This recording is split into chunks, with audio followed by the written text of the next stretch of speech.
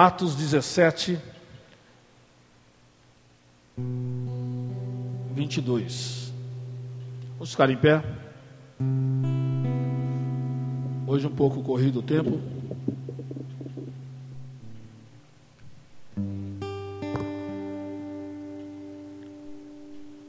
Atos capítulo 17, versículo 22.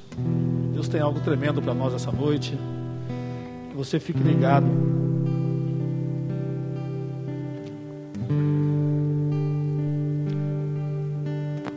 E estando Paulo no meio do Areópago, disse: homens atenienses, em tudo vos vejo um tanto supersticiosos. Porque passando eu e vendo os vossos santuários, achei também um altar em que estava escrito: ao Deus desconhecido. Esse, pois, que vos honrais, não o conhecendo, é o que eu vos anuncio.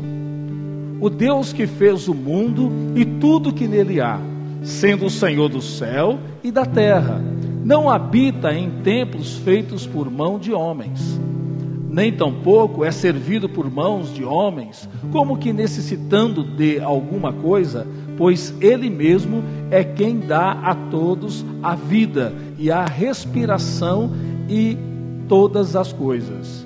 E de um só fez todas as raças dos homens para habitarem sobre toda a face da terra, determinando-lhes os tempos já dantes ordenados e os limites da sua habitação, para que buscasse ao Senhor, se porventura tateando e pudessem achar, ainda que não está longe de cada um de nós, porque nele vivemos e nos movemos, existimos, como também alguns dos vossos poetas disseram, pois somos também sua geração. 29. Sendo nós, pois geração de Deus, não havemos de cuidar que a divindade seja semelhante ao ouro, ou à prata, ou à pedra, esculpida por artifícios e imaginação dos homens. Mas Deus, não tendo em conta os tempos da ignorância, anuncia agora a todos os homens e em todo lugar que se arrependam, porquanto tem determinado um dia em que com justiça há de julgar o mundo, por meio do homem que destinou, e disso deu certeza a todos, ressuscitando-o dentre os mortos. E como ouviram falar da ressurreição dos mortos, uns escarneciam e outros diziam: acerca disso te ouviremos outra vez. E assim Paulo saiu do meio deles. Todavia, chegando alguns homens a ele, creram, entre os quais foi Dionísio, Areopagita, uma mulher por nome Damares, e com eles outros. Fecha teus olhos, fala para Deus, fala para o Senhor falar contigo, ministrar o teu coração. Ele conhece os seus anseios, desejos. Pai querido, nós nos colocamos diante de Ti, nós damos liberdade ao Teu Espírito, Senhor. Fala conosco, ministra, Senhor amado, os nossos corações. Senhor amado, fala com o Teu povo, palavra que o Senhor tem ministrado em minha vida, Senhor. Eu não sou capaz de passar e de convencê-los, mas o Senhor é capaz de fazer através do Teu Espírito. Faça isso, Senhor. Ministra-nos, fala conosco. O Senhor sabe aonde está precisando de ajustes em nossas vidas, e nós damos liberdade, porque fomos feitos para a adoração do Teu nome. Aleluia, amém, aleluia. Guarda o Teu nome, Senhor. Meu coração, Oh Deus, eu abro meu coração para que entre o Rei. diga isso. Jesus, Abra o seu coração o Rei da glória. e diz: eu abro meu coração, eu abro meu coração para que entre o Rei Jesus, o Rei da glória. eu abro meu coração, eu abro meu coração para que entre o Rei Jesus, o Rei da Glória. Eu abro meu coração, eu abro meu coração. Aleluia. Pode sentar. Eu gosto muito dessa palavra de Atos, dessa palavra de Paulo. Ela mexe com as nossas estruturas. Eu não sei você, ao passar por essa leitura, ela é uma palavra que me deixa entusiasmado da certeza daquilo que temos. Paulo passa por este lugar com a certeza de quem ele é. Essa é a palavra que eu quero que você coloque na tua mente. De quem você é diante do Senhor, de quem você é diante das pessoas, de quem você é diante das opiniões do mundo. Hoje nós estamos numa era, num tempo que todo mundo tem opinião, todo mundo tem sua opinião, e chega na internet, nas redes sociais, todo mundo sabe a vida de todo mundo. Você entra na internet e todo mundo sabe a vida, como que é que governa o país.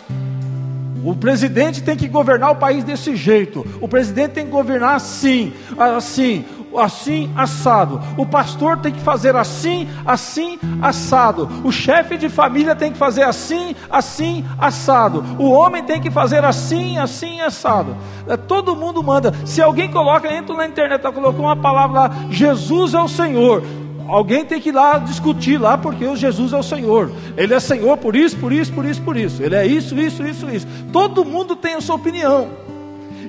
E no mundo que nós estamos hoje, onde todo mundo tem sua opinião, nós precisamos ter a certeza de quem nós somos, de quem eu sou diante do Senhor, quem eu sou como pessoa, quem eu sou.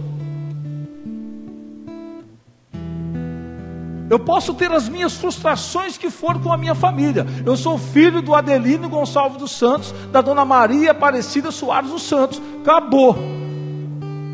Eles me amando ou não, eu sou o filho deles. Se um dia eu precisar de sangue, se eu precisar de alguma transfusão, primeiro vai buscar minha família. Vai ser quem que é o pai, quem que é a mãe, quem que é o irmão? Marcos Gonçalves dos Santos. Então, quem que é o outro? Silvio Gonçalves dos Santos, Miriam Gonçalves dos Santos, tem tanto irmão, Paulo Gonçalves dos Santos. 1, 2, 3, a família é grande, né? Quem que é? Quando alguém falar para você quem você é, você primeiro como pessoa, você fala assim, eu sou irmão de fulano, eu sou filho de fulano, eu sou filho de ciclano. Acabou. Se você é adotado, você vai falar, eu sou filho tal. Minha mãe é biológica, é tal. Você tem uma história. Não tem como. Agradando ou não, você existe uma história a se defender. Você sendo do Senhor Jesus, por que você é crente? Por que você é filho de Deus? Por que você realmente diz que você é servo do Senhor? Por quê? Porque você vai encontrar gente ao contrário.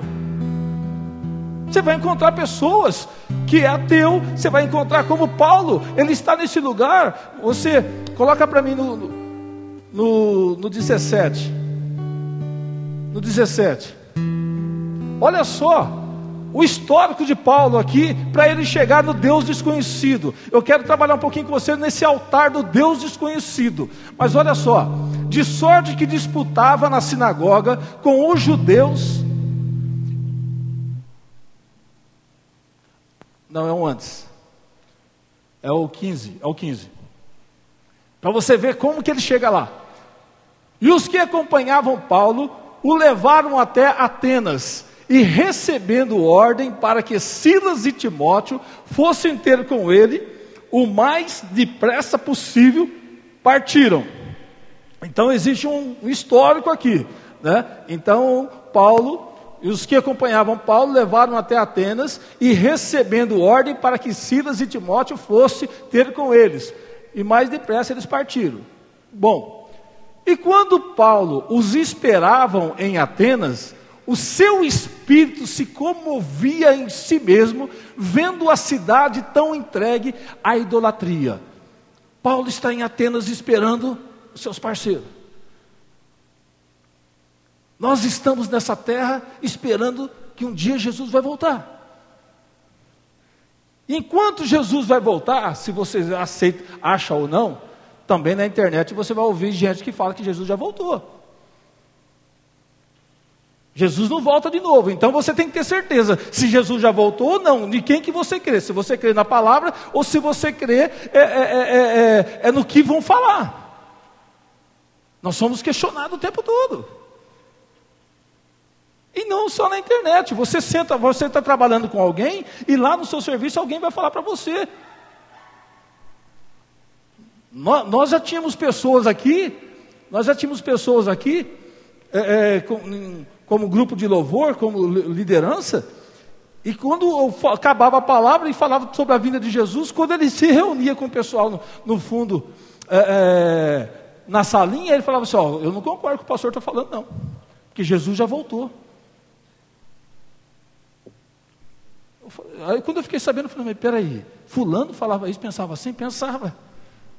Era o pensamento dele. Um dia eu conversei com ele, falei assim, mas certeza mesmo? Ele falou assim, certeza, pastor, Jesus já voltou. Eu falei, rapaz, isso aí fica difícil para nós, hein? Mas era a certeza que ele tinha. Então, se ele tinha certeza que Jesus já tinha voltado, para ele, era o pensamento dele. Se você entende, porque o que acontece, irmãos? Os anos vão passando, os dias vão passando, e algumas coisas não acontecem do nosso jeito, não acontecem na hora que a gente quer. Então, quantos de nós aqui, mais velho que você seja de crente, você já ouviu, Jesus vai voltar, Jesus não volta. E aí alguns vão fazendo o quê? Vão falando assim, não tem esse negócio que ele vai voltar, ele já voltou e vai criando coisas. Então, enquanto ele não volta, nós estamos na terra. Então eu preciso falar para você do que eu acredito.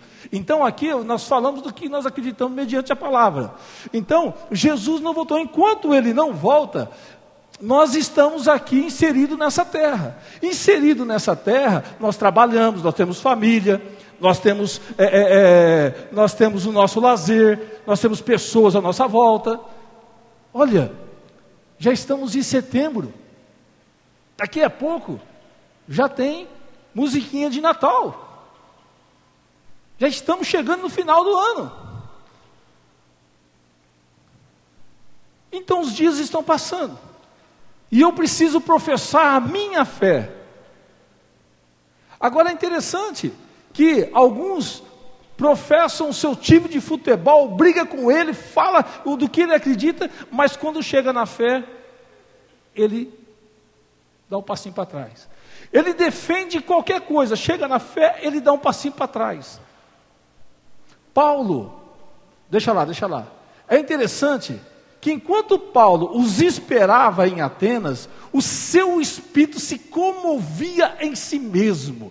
O seu espírito se comovia. Eu quero dizer uma coisa para você, meu irmão. Enquanto nós estamos aqui aguardando Jesus, como que anda o teu espírito? O seu espírito se comove, o seu espírito, você se comove com as pessoas que podem ir para o inferno. Você se comove com pregar o evangelho, com levar a palavra. Você se comove com isso? Comover em si mesmo, vendo a cidade tão entregue à idolatria. A cidade entrega à idolatria. Você se comove vendo a sua família, às vezes sofrendo, e você que é o porta-voz, não fala porque você tem medo da controvérsia. Os casamentos à sua volta estão tudo 100%. E às vezes está tendo dificuldade, você não fala, com medo da controvérsia. Que Deus é esse? Então nós vemos aqui que Paulo está comovido, o Espírito mexe dentro dele, falando, nossa cidade aqui precisa, estou aqui há pouco tempo, então daqui a pouco eu vou embora. E eu preciso deixar uma semente aqui, eu preciso falar para eles. Essa cidade está entregue. Mas irmãos, não é qualquer um não, não é qualquer pessoa que está ali não. Próximo. De sorte que disputava na sinagoga com os judeus e religiosos, e todos os dias na praça com os que se apresentavam. Judeus e religiosos, pessoas que conhecem a religião, pessoas que conhecem deuses e deuses, aquilo que quando você vai estudar na escola, eu tinha uma bronca que quando eu fui fazer jornalismo e tinha que estudar sobre Aristóteles, ou estudar sobre a psicologia, eu falei assim, mas caramba, o que isso aqui vai servir para mim? Tem nada a ver. Mas e é interessante, irmãos, é a forma de doutrinar. Você vai estudar, você vai fazer, às vezes tem algumas matérias que são doutrinações, vai doutrinar, você não vai usar aquilo, mas é uma forma de doutrinar as pessoas. O que nós estamos vendo aqui hoje no Brasil, esta ação que tomou conta do Brasil de doutrinação. Você vai nas escolas, estão doutrinando nossos filhos. Os filhos que são criados na igreja, os filhos que são ensinados na palavra, daqui a pouco eles vêm questionando algumas coisas, que se você não estiver pronto, se você não estiver com a palavra, irmão, você acaba perdendo aqueles que estão dentro da igreja, e muitos se perderam, porque é muito raso, e nós não fazemos isso em casa. O problema é que os nossos filhos, às vezes, só tem a palavra aqui dentro da igreja, só tem a palavra num curso ou no ministério infantil, ele não tem a palavra em casa. Irmão, se você não quer perder o teu filho, aqui não é ameaça nenhuma não, se você não quer perder o teu filho, irmão, começa na sua casa, ser um doutrinador. Doutrinador. Eu tenho 2 filhos, Raíssa, Lucas. Raíssa estudou na Unesp, irmãos. Na Unesp. A Raíssa vinha com cada assunto da faculdade que eu ficava de boca caída. Eu ficava de boca caída. Boca aberta. Eu falei, meu Deus, essa menina vai receber agora todo o teste Vamos ver se é crente mesmo. Eu falei, o que eu fiz agora? O que eu fiz? Irmãos, de tudo. De tudo. A menina sabe que ela passou na rua, ela sabe que cheiro de maconha, cheiro de droga, isso é tal. Eu falei, louco meu, que história é essa? Falou, pai, lá é assim, pá. E tal coisa, porque fulano é simples, tal, os governos agem assim, agem assado, tal. Aí você vai falar alguma coisa, irmão, você vai falar alguma coisa do governo, eles têm a resposta, é porque age assim. Não, mas eu não concordo, mas aí eles falam, por que você não concorda, pai? Aí, irmão, você tem que você tem que buscar, e é dentro de casa, já não é fora, é dentro de casa, você tem que conhecer um pouquinho. O Lucas está fazendo faculdade também, da mesma maneira. Nesse período de transição de governo, irmão do céu, eu tive que me virar nos 30. Em casa quanto fora. Por quê? Porque é o seguinte, porque nós somos questionados, não tem como você simplesmente, você tem que falar da Bíblia, mas você tem que ter o conhecimento. Agora, o diabo coloca a gente em tantos afazeres, e às vezes a gente fala, não, nosso filho é pequenininho ainda, o nosso filho, irmãos, não tem isso, o mundo foi dado doutrina, ele é direcionado para doutrinar, o mundo jaz do maligno. O que é do maligno? O sistema é do maligno. Paulo está aqui em Atenas e ele olha aquele monte de altares. E agora ele vai falar na sinagoga com judeus e religiosos, pessoas que conhecem tanto o que é a situação da cidade quanto a religiosidade. E ele precisa prestar conta de quem ele é. De quem ele é. Quem você é diante do Senhor. Depende da forma que aperta. Você cede ou você é firme? Ou somos firmes? Isso é para mim também. O mundo está falando que casamento é de tal jeito. Você é firme na postura da Bíblia ou você é firme conforme o mundo faz? O mundo está dizendo aí que é tal situação. Como você age? Como que eu vou agir? Eu vou agir conforme. E se mudou a lei tal e é contra a palavra, você vai ficar pela lei ou você vai ficar pela palavra? Como? Vamos lá. Próximo. Alguns dos filósofos epicureus, estoicos, contendiam com ele, tinham discussão. E uns diziam: que quer dizer este conversador, este falador, paroleiro? E outros: parece que é pregador de deuses e deuses estranhos, porque lhes anunciava a Jesus e a ressurreição. Paulo, ele começa não falando nada, ele já começa na pregação. A pregação dele, ele fala de Jesus e a ressurreição. Então, como o lugar é deuses, cheio de lugares, de altares, fala assim, ó, vem cá, esse aí é um pregador de deuses estranhos, porque esse que ele está falando não conheço. Esse que ele está falando não conheço. Ele está falando de quem? Ele está falando de Jesus e a ressurreição. Ó, quem que é esse camarada? Ponto. Nos lugares aonde você estiver, irmão, você é o que fala de Deus, de um Deus estranho para as pessoas, ou o seu Deus é estranho para você mesmo? Aqui eu olho para um homem que tinha conhecimento de um Deus que era estranho para os outros, não para ele. O seu Deus que você diz, ele é estranho para você, e para os outros ele é estranho para os outros. Quando você está no meio das pessoas, aqui ele está no meio dos filósofos, no meio dos homens religiosos, entendidos, e ele começa a falar de Jesus e a sua ressurreição. Quando você está no meio das pessoas, irmãos, lembra que ele não veio ainda, então você está aguardando ele. Você participa do que está no sistema, ou você participa daquilo que é do Senhor Jesus?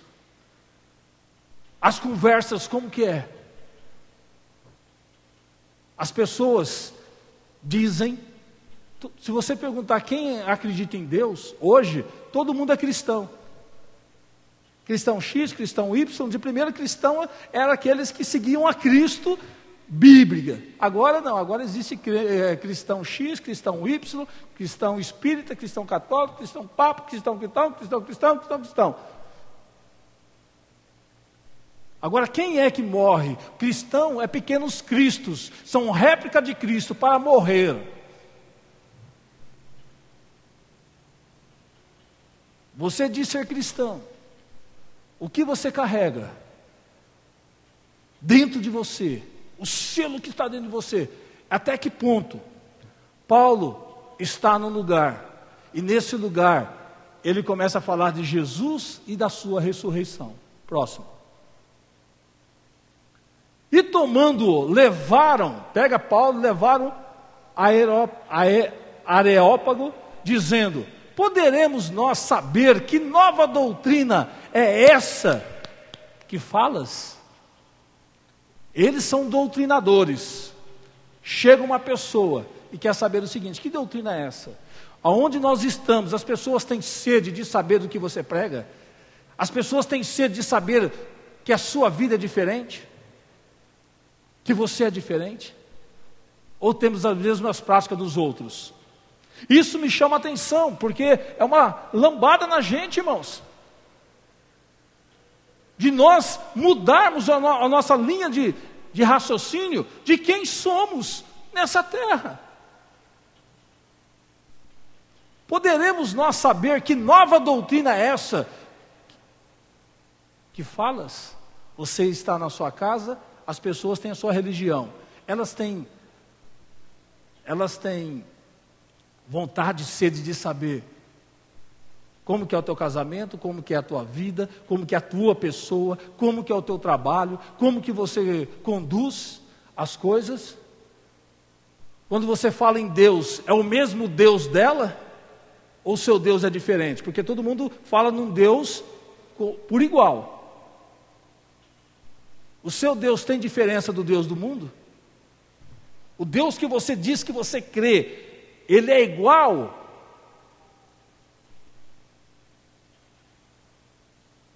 daquele que está fazendo coisas que você fala assim, está errado, isso não vem de Deus? Como que é o nosso Deus? Próximo. É Yahvé? Pois coisas estranhas nos trazes aos ouvidos, queremos, pois, saber o que vem a ser isto. Coisas estranhas. A sua palavra é igual à dos outros? A minha palavra são iguais às dos outros? Ou ela é palavra que mexe, que move as pessoas a quererem o que eu tenho? Se eu tenho água viva, ela tem que jorrar. Se eu tenho fome do Senhor, eu vou provocar fome. A Bíblia diz que nós somos sal da terra. O sal provoca o quê? Provoca sede, dá um novo tempero.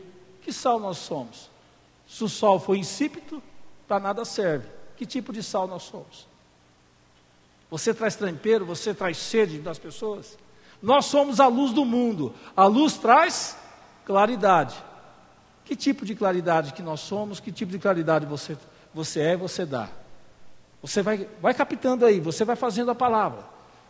Porque o tempo é curto. Pois todos os atenienses e estrangeiros residentes de nenhuma outra coisa se preocupavam senão de dizer e ouvir alguma? Irmãos, nós estamos no mundo, nós estamos numa geração hoje, no tempo que as pessoas querem novidade todo o tempo. As pessoas querem as coisas rápidas todo o tempo. Se você entra nas redes sociais, tem uma notícia 7 horas da manhã, 8 horas já é velha. Se você entra no grupo de amigos, tem uma palavra lá, ninguém fala nada, não tem ninguém aí, ninguém fala nada. Parece que todo mundo não tem o que fazer. Quer novidade o tempo todo, e não é diferente do tempo de hoje. Eles queriam novidades, ouvir alguma novidade dos deuses, e de repente, Paulo vem. Próximo. E estando Paulo no meio do aerópago, disse: homens atenienses, em tudo vos vejo um tanto supersticiosos. Eu vejo em vocês, que vocês no caso têm uns trejeitos, um jeito meio, uma superstição, como às vezes nós nos convertemos e temos isso, irmão. Tem crente que não passa debaixo de uma escada. Tem crente que tem medo de gato preto. Tem crente que tem medo de deixar o chinelo virado, que a mãe vai morrer atrás da porta, sequinha. Lembra disso? Superstições de religiosidade. Mas isso aqui está dizendo, vocês acreditam de um jeito dentro da religiosidade de vocês que é...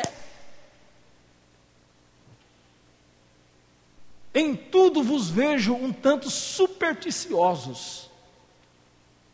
Há uma superstição religiosa em vocês. Você é supersticioso, irmão? Você crê no Deus, no Yeshua de verdade, ou há variações de mudanças? Todo mundo achava que o Roberto Carlos era supersticioso na questão de Deus, tal, aquela situação dele, do que ele acreditava. Até o dia que ele revelou, falou, não gente, eu tenho toque. Eu tenho toque. Se eu entrar naquela porta, tem que sair por ela. É toque. Tem coisa que eu tenho que lavar a mão, tem que fazer isso, aquilo, outro, tal. Durante um tempo, o pessoal achava que é tudo religioso, que era religião. Não, é toque. A pessoa que tem toque, ela repete os mesmos atos, as mesmas coisas. Mas só que aí levou legião de pessoas a acreditarem em algumas coisas. Poucas superstições, mas o muito mais era do toque. Próximo.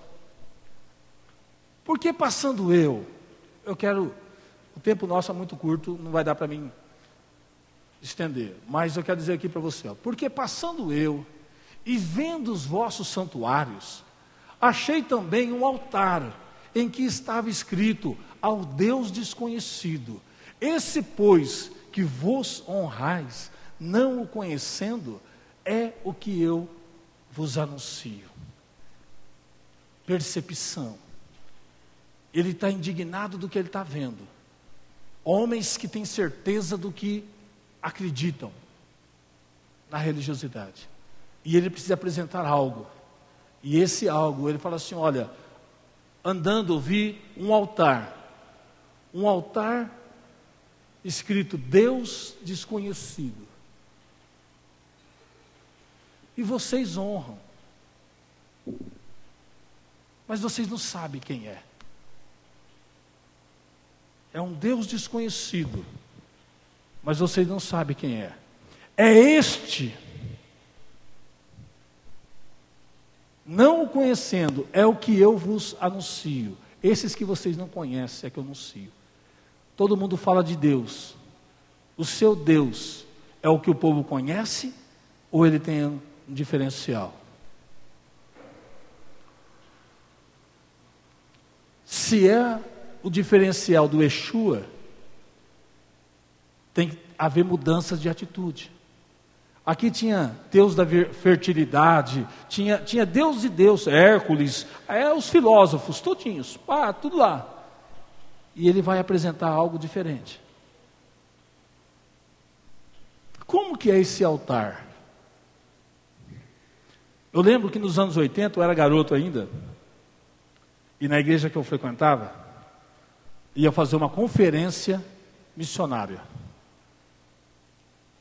E naquela época, falar de índio, garoto, não ouvia?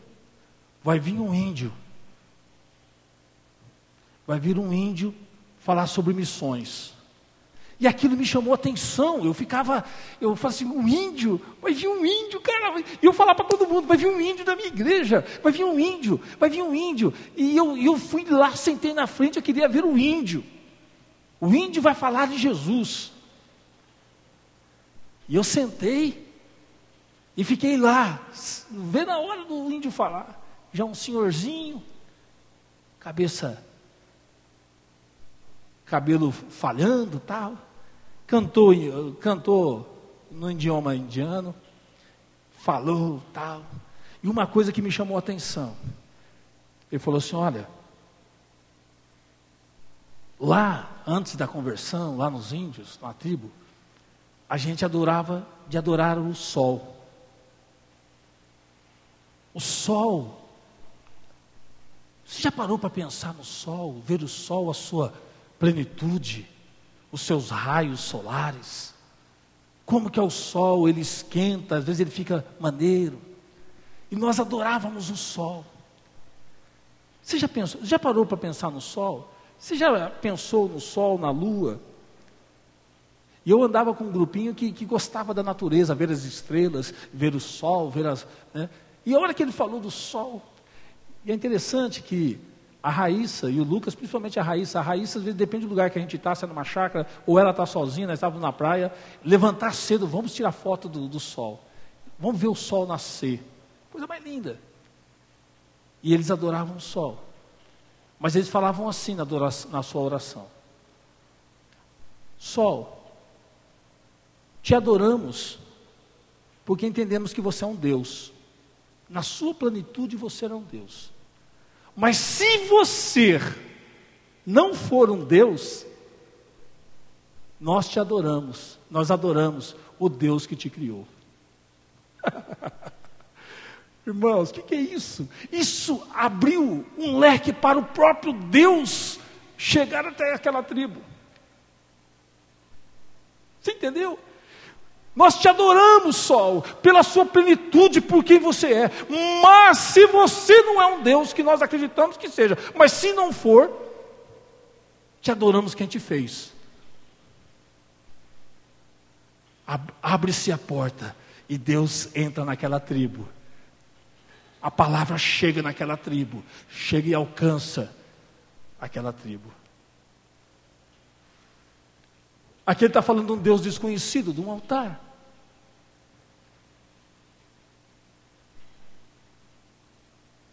Eu pergunto para você, irmão. Eu pergunto para você. Todo altar tem o quê? Tem que ter o quê? Altar tem que ter o quê? Sacrifício. Tem um altar. Existe um Deus. Achei também um altar em que estava escrito: ao Deus desconhecido. Me chamou a atenção essa parte, queridos. Altar precisa de um sacrifício. Eu pergunto para você: quem era o sacrifício? Abraão ou Isaque?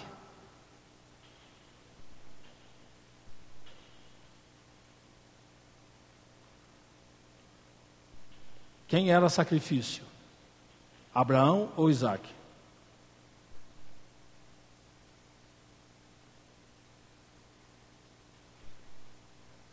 Lembra da história?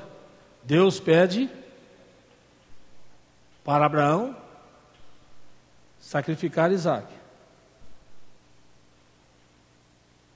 Quem era o sacrifício? Quem, irmãos?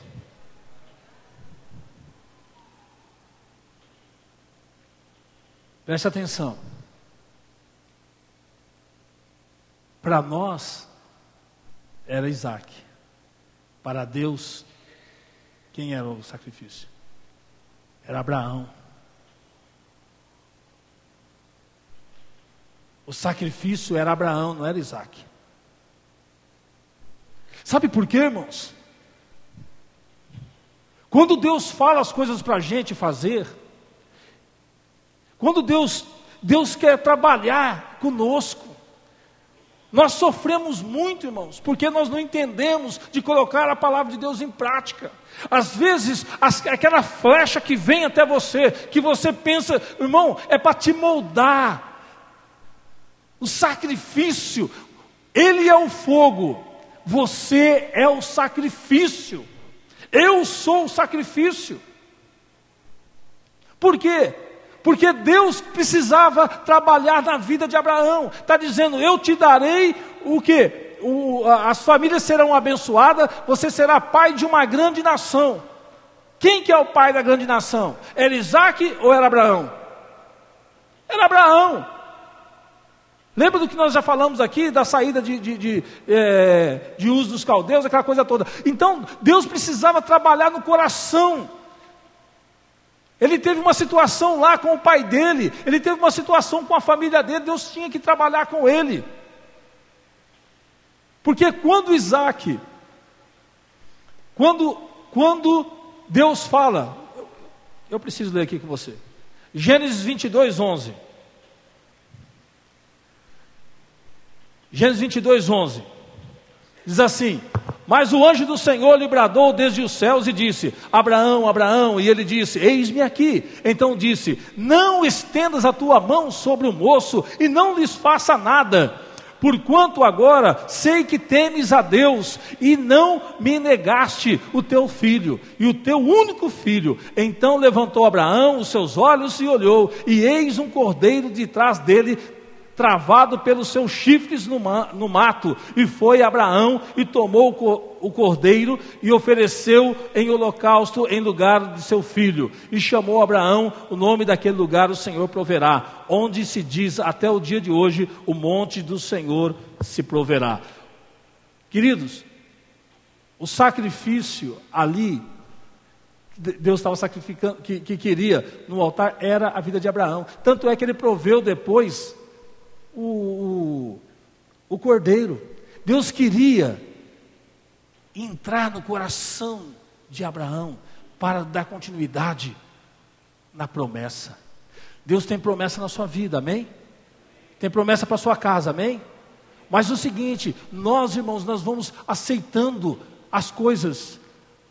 Às vezes, irmãos, eu estava preparando essa palavra, falei: Deus, ele falou assim: às vezes, aquilo que você não gosta, que você às vezes pode discutir com teu filho, você pode discutir com uma pessoa, aquela pessoa, ela está te lapidando como sacrifício. Aquela pessoa, ela vai te, como ouro no fogo, diz a palavra do Senhor, ela vai te fazendo você ser afinado. O problema, irmãos, é que às vezes nós nos entregamos, nós não oramos, nós não buscamos. Esse Deus desconhecido que ele está falando, só é capaz de, no caso, de falar daquele que conhece, daquele que vive, irmãos. Próximo, lá no texto. Irmãos, presta atenção, você precisa sair daqui mexido de forma o seguinte: quando você vai falar sobre a sua fé, você professa a sua fé como? Paulo, quando fala assim, sobre esse Deus estranho, não, lá em Atos, irmão, Atos 17, quando vai falar sobre esse Deus estranho, ele fala do Deus estranho no altar, ele começa a falar quem é Deus. Quem é Deus?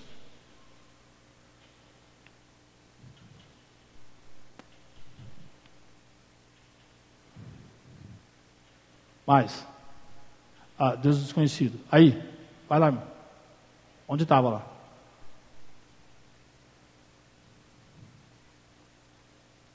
Próximo, isso.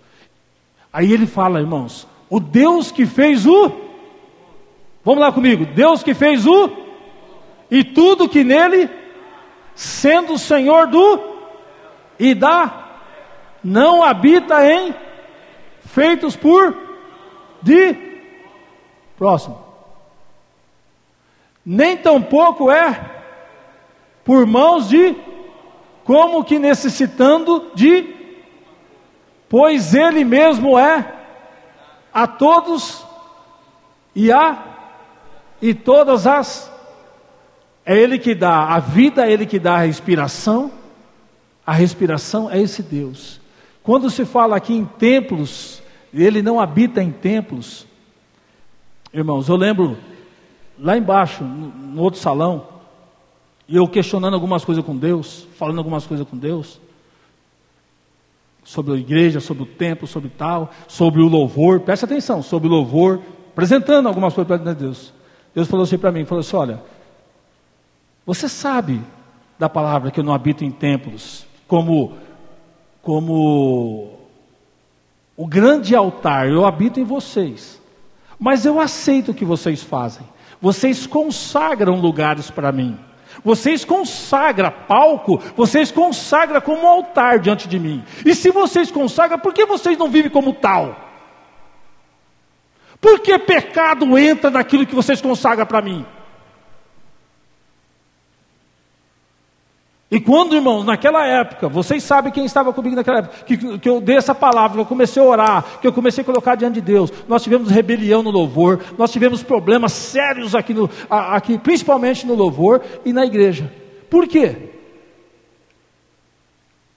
Porque a hora que nós entendemos e queremos fazer a vontade desse Deus, esse lugar, se ele é consagrado para Deus, não é para ser de qualquer coisa, não é para fazer de qualquer maneira. Ele habita em nós, mas a sua casa, Deus habita na sua casa? Sim ou não? Ele habita na sua casa, mas é feita por homens. Ele habita através de você, porque você consagrou lá. Deixa lá pode virar um bar, lá pode virar como se nós saímos daqui, pode virar qualquer coisa, mas enquanto nós estamos aqui, dizendo que é do Senhor Jesus, que Ele habita nesse lugar, que Ele recebe a adoração e louvor, Ele está conosco, amém? É isso, querido. Mas Ele habita dentro de você. O problema é o seguinte, é que nós saímos daqui, achando que isso aqui que é o lugar de igreja, que o Senhor não está, nós não estamos daqui, o Senhor não está mais, Deus está na tua casa. Deus está onde você estiver, porque Ele habita com você, meu irmão. O que acontece? Acontece o seguinte, que nós venhamos com uma religiosidade antiga. Esse dia eu estava conversando com uma pessoa, ela estava falando assim, sobre um parente, ela falou assim, eu falei para o fulano, ele vai daquele jeito para a igreja, porque para ir para a igreja nós temos que ir com o melhor vestido, para ir para a igreja nós temos que ir com a melhor roupa, e para a igreja nós temos que ir tal. Eu falei assim, beleza. Ouvi, depois eu fiquei pensando nisso e preparando a palavra. Deus falou assim, e você vai engolir essa mentira? Porque nós já falamos sobre isso.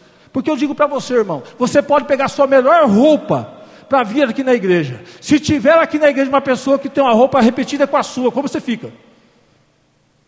Mulher, como você fica?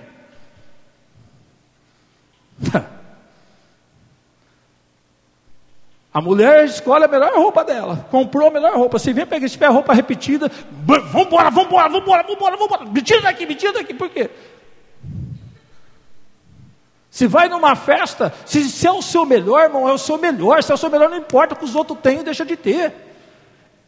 Às vezes nós falamos para nós mesmos. Às vezes nós nos enganamos nós mesmos, que Deus é esse? Ele é estranho para nós e estranho para os outros. Muitas vezes, irmãos, esse Deus que nós falamos, expressamos com os lábios, nós estamos com dificuldade de entendermos. Eu tenho falado sobre a oração, nossas casas têm sido divididas, e Deus tem falado isso. Eu falei para Cláudia, uma das bandeiras que eu vou carregar, vai ser a oração entre marido e mulher, entre esposo e esposa. Aqui está o André, como ele deu testemunho aqui, e muitas coisas ele fala assim, a hora que eu entendi no curso, que eu precisava estar caminhando com a minha esposa, e quando ele começou a orar, buscar, colocar junto com a esposa, o que aconteceu, André?